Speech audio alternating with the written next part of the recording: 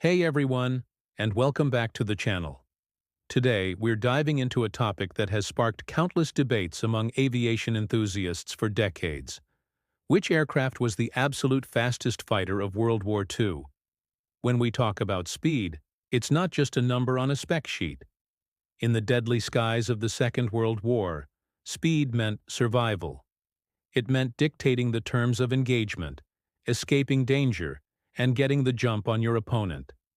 A few extra miles per hour could be the difference between a victory and a fiery demise. So, who was the true king of speed? Was it a nimble Spitfire, a powerful Mustang, or maybe a late-war German jet? The answer isn't as simple as you might think. Different altitudes, engine settings, and even the type of fuel used could drastically change a plane's performance. So, buckle up as we peel back the layers of history and engineering to find out who truly wore the crown for the fastest fighter of the war. Let's start our journey by looking at some of the early war contenders. When the war broke out, one of the fastest fighters in the sky was the German Messerschmitt Bf 109. The E or Emil variant, which famously dueled with the RAF during the Battle of Britain, could reach speeds of around 357 miles per hour. For its time, this was blistering. The Bf 109 was a marvel of design, featuring a powerful Daimler-Benz engine and a sleek, lightweight airframe. It gave German pilots a significant speed advantage over many of the Allied fighters they initially faced, like the Hawker Hurricane.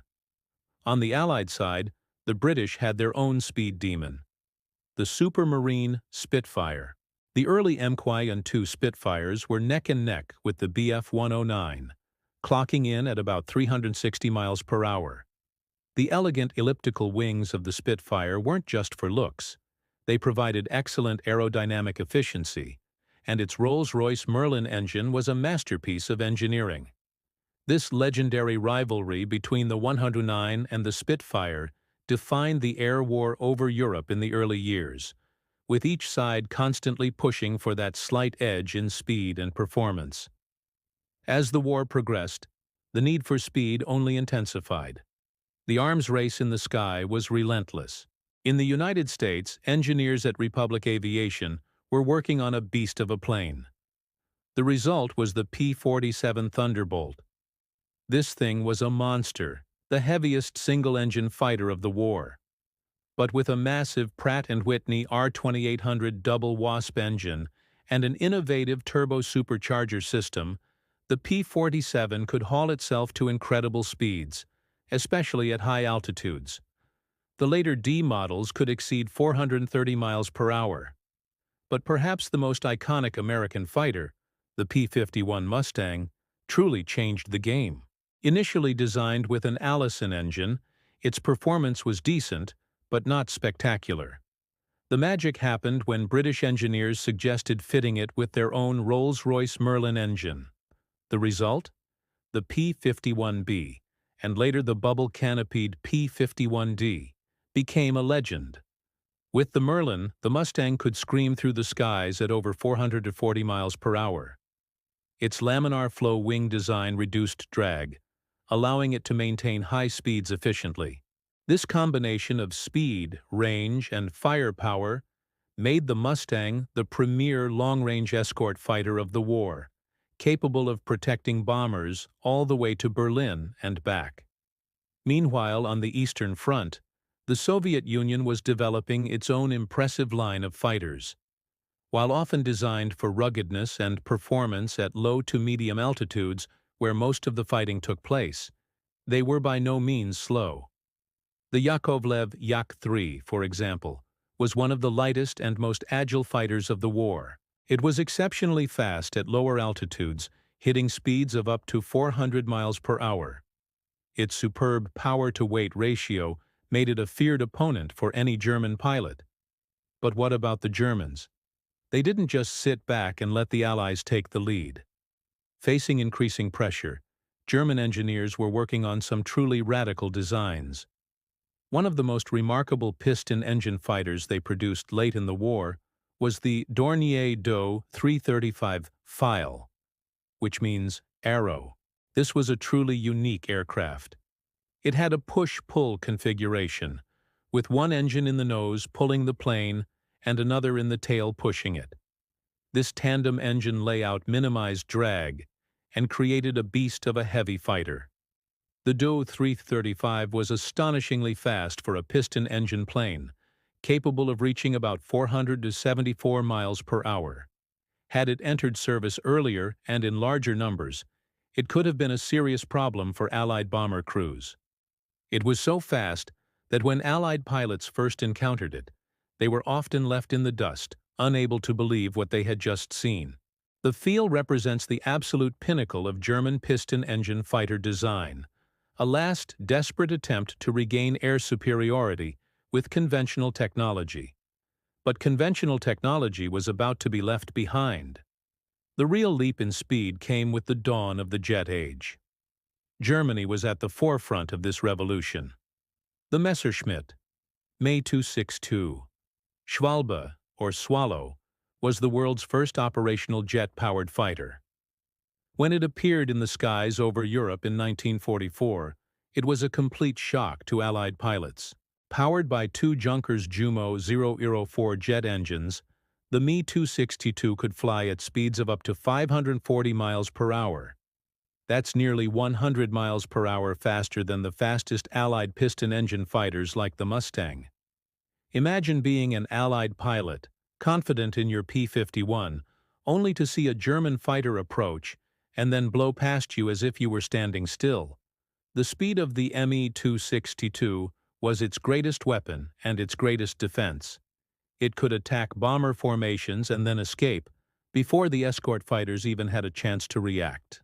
It was a game-changer, a true glimpse into the future of aerial warfare. However, the Me-262 wasn't the only jet in town, and surprisingly, it wasn't even the fastest aircraft to see combat in World War II. That title belongs to another German marvel, the Messerschmitt Me-163 Comet. This thing wasn't just a plane, it was a rocket. The Comet was a rocket-powered interceptor designed for one job: to climb at an astonishing rate to intercept Allied bomber streams. Powered by a Walter HWK 1099509 rocket motor, it burned a volatile mix of T-Stoff and C-Stoff propellants. The result was breathtaking, almost terrifying performance. The Comet could climb to 30,000 feet in under 3 minutes and reach a top speed of over 600 miles per hour in level flight. In fact, test pilot Heini Dittmar reached an unofficial record of 700 miles per hour in a powered dive in 1944. Nothing else in the sky could touch it for sheer speed. However, this incredible performance came at a huge cost. The rocket engine had a burn time of only about 7 minutes, giving the pilot just 1 or 2 attack runs before he became an unpowered glider. The fuel was incredibly corrosive and dangerous, and many Comets were lost to accidents during landing or even just sitting on the runway. It was a radical, desperate weapon, a testament to brilliant but flawed engineering. So after looking at all these incredible machines, who gets to wear the crown? Who was the fastest fighter of World War II? If we're talking about piston engine fighters that saw significant service, the P-51D Mustang and the late-war Focke-Wulf FW-190 D9 were right at the top, both capable of around 440 miles per hour. But if we expand our definition to include everything that flew in combat, the answer is clear. The jet-powered Me-262, at 540 miles per hour, was in a class of its own among conventional fighters. But for the title of the absolute fastest aircraft, the rocket-powered Me-163 Comet is the undisputed champion, with speeds approaching and even exceeding 600 miles per hour. It was a quantum leap in performance, a machine that was years ahead of its time, albeit a deeply flawed and dangerous one. Each of these aircraft, from the Spitfire to the Comet, represents a fascinating chapter in the story of aviation, a relentless quest for speed that pushed the boundaries of what was thought possible. The race for speed during World War II was more than just about building fast planes. It was a microcosm of the entire war effort, a story of innovation, desperation, genius, and sacrifice. The lessons learned in the skies over Europe and the Pacific directly paved the way for the supersonic age that followed. The jet engine, pioneered by aircraft like the Me-262 and Britain's Gloucester Meteor, would go on to redefine military and civilian aviation forever. The incredible speeds achieved by these warbirds pushed metallurgy, aerodynamics, and engine technology to their absolute limits. So while we can point to the Me-163 Comet as the statistical winner, the true legacy belongs to all the engineers, designers, and pilots who strapped themselves into these incredible machines and flew into history forever chasing the horizon. What do you guys think? Is there a plane we missed that you think deserves a mention? Let me know down in the comments below. It's always great to hear your perspectives on these legendary aircraft. If you enjoyed this deep dive into the fastest fighters of the war, please give this video a thumbs up. And don't forget to subscribe to the channel and hit that notification bell so you don't miss our next adventure into aviation history. Thanks for watching, and we'll see you in the next one.